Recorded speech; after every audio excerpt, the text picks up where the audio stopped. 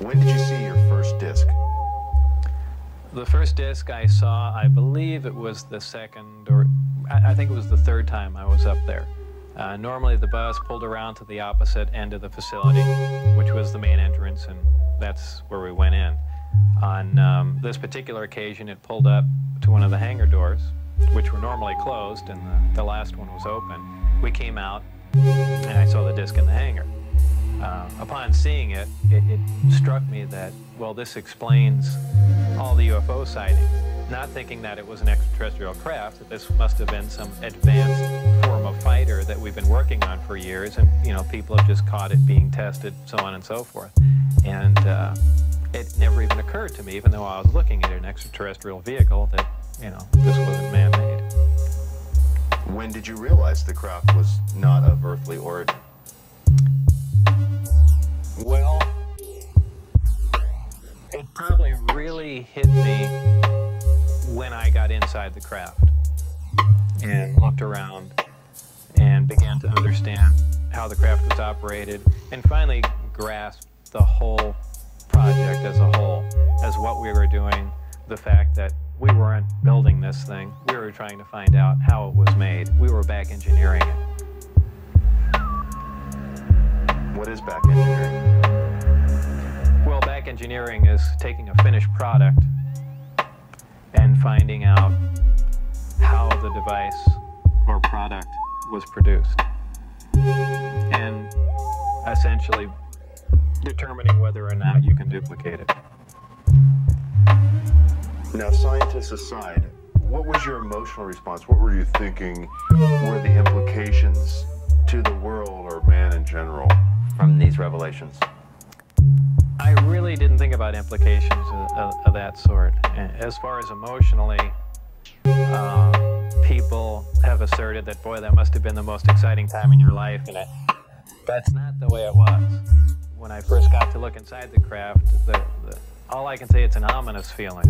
You walk in there and it feels as if you shouldn't be there. I know that sounds kind of corny, but it's a real ominous feeling. It's not an exciting feeling. It brings up a whole lot of questions in your mind. Well, where did this come from? And you know that they won't give you the answers to the whole story, but it's that's the only way I can describe it. Let's go, people! Lift. It produces a gravity wave, which is similar to the gravity wave that the Earth produces. However, the craft phase shifts the wave.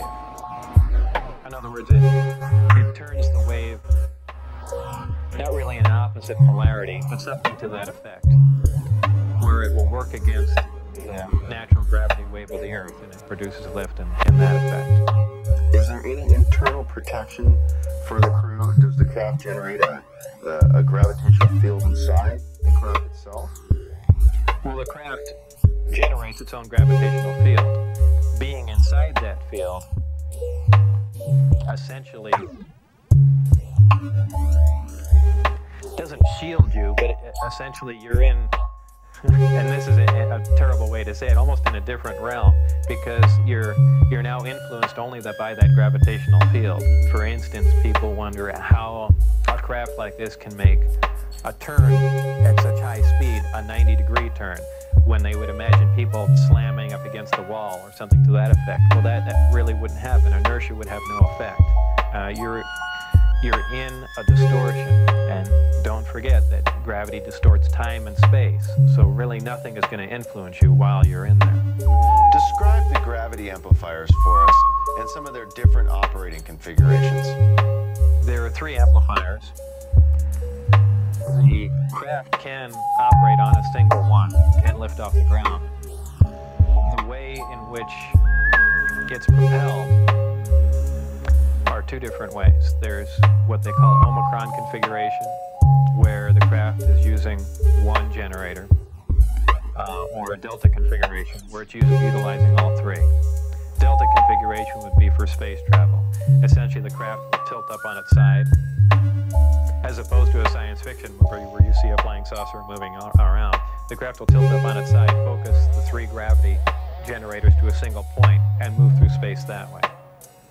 Moving around the source of gravity is a problem to a disk because it's interference, essentially. So what they do is they work with that interference to their benefit. They'll use one gravity generator to lift the craft off the ground. And as opposed to what we're used to, for instance, a plane, once it's in the air, we envision thrust or some force coming out the back of it to push it forward. The crafts work completely opposite of that.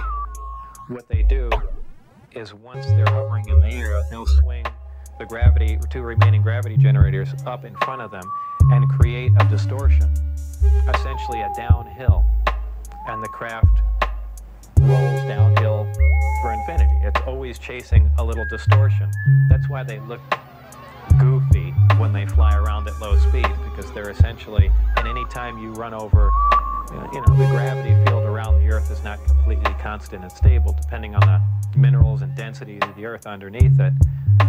The gravity will vary somewhat, and you will get odd movements of the craft. So its low-speed mode is kind of unstable for the most part. I only witnessed one test flight up close, officially. That I was just inside the hangar. The test was going off probably, just as the sun was going down, and it was a low-performance test.